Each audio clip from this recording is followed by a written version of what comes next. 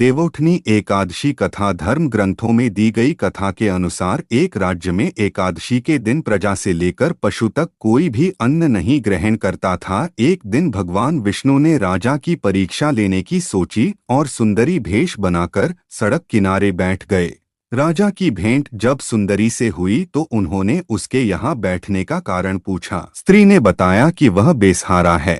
राजा उसके रूप पर मोहित हो गए और बोले कि तुम रानी बनकर मेरे साथ महल चलो। सुंदर स्त्री के राजा के सामने शर्त रखी कि ये प्रस्ताव तभी स्वीकार करेगी जब उसे पूरे राज्य का अधिकार दिया जाएगा और वह जो बनाए राजा को खाना होगा। राजा ने शर्त मान ली। अगले दिन एकादशी पर सुंदरी ने बाजारों में बाकी दिनों की तरह अन्न बेचने का आदेश दिया।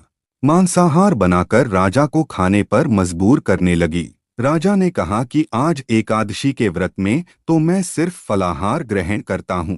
रानी ने शर्त याद दिलाते हुए राजा को कहा कि अगर यह तामसिक भोजन नहीं खाया तो मैं बड़े राजकुमार का सिर धड़ से अलग कर दूंगी। राजा ने अपनी स्थिति बड़ी रानी को बताई। बड़ी महारानी ने राजा से धर्म का पालन करने की बात कही और अपने बेटे का सिर काट देने को मंजूर हो गई। राजा हताश थे और सुंदरी की बात न मानने पर राजकुमार का सिर देने को तैयार हो गए। सुंदरी के रूप में श्रीहरि राजा के धर्म के प्रति समर्पण को देखकर अति प्रसन्न हुए और उन्होंने अपने असली रूप में आकर राजा को दर्शन दिए। विष्णु जी ने राजा को बताया कि तुम मेरी परीक्षा में सफल हुए, कहो क्या वरदान चाहिए। राजा ने इस जीवन के लिए प्रभु का धन्यवाद किया, कहा कि अब मेरा उद्धार कीजिए। राजा की प्रार्थना श्रीहरि ने स्वीकार की और वह मृत्यु के बाद बैंकुट लोक को चला गया। दोस्तों, वीडियो को अंत तक देखने के लिए आपका बहुत बहुत धन्यवाद।